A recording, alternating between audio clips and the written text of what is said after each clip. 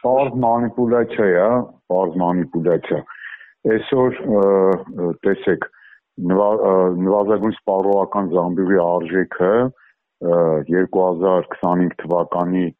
երկրորդ եռամսյակում 81,700 դրամ է։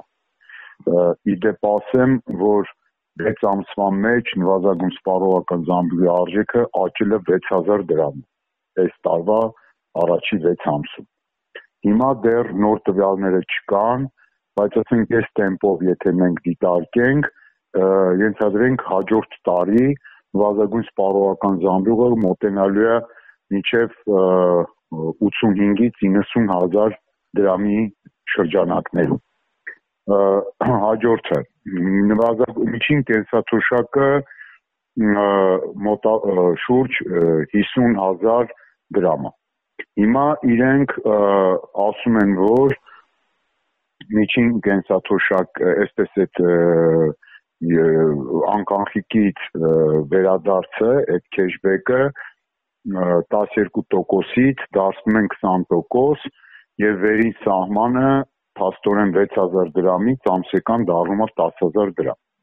Այսինքն ամսական լավագույն դեպքում ավելանալու է քեշբեկով թոշակը 3-ից 4000 դրամ, որովհետև գիտեք, որ կոմունալ ծախսերի համար քեշբեք չի տրվում։ Այսինքն եթե թոշակառուն վճարի կոմունալ ծախսերը, ջրի, հոսանքի, գազի դիմաց, քեշբեկը այդտեղ չի տրվում եւ այսպես լավագույն դեպքում նաեւ նկատի առնելով այդ 2%-ի վերադարձը բոլորի համար, միջին թոշակը կարա հասնի մինչև 55,000-56000 դրամ։ Հիմա 56,000 եւ ես ձեզ ասեցի, այս տեմպերով նաեւ նվազագույն սպառողական զամբյուղը 2026-ին կմոտենա 85-ից 90 հազարի շրջանակներում։ 56,000-ը շատ պարզ, ուրեմն հաշվարկով կարելի է տեսնել, թե նվազագույն սպառողական զամբյուղի քանի տոկոսն է անում եւ տարբերությունը այստեղ էական է, շուրջ 30,000 դրամի տարբերություն կա։ Այսինքն 56,000-ին պետք է գումարել 30,000,